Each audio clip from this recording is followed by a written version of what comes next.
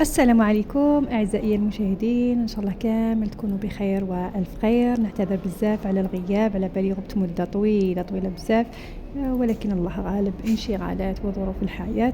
لا فيديو تاع اليوم موجه لتلاميذ سنة أولى ثانوي علوم فيما يخص المشاريع، مختلف المشاريع. إذا هذا المشروع هو عبارة عن كيفية ولا مشروع لإنجاز الانقسام الخلوي الخيطي للخلية المتساوي للخلية الحيوانية. إذا هذا هو نموذج المشروع، وحنجي ننشر لكم العديد من المشاريع. انتم اكتبوا لي فقط المشروع اللي تحتاجوه وانا راني رايحه نشره لكم، ونتمنى يكون المشروع راه واضح نورمالمون وتستفادوا منه. وما تنسوناش بالدعم، واشتركوا في القناة وبارطاجيوا لي فيديو من فضلكم في الفيسبوك ولا في الانستغرام.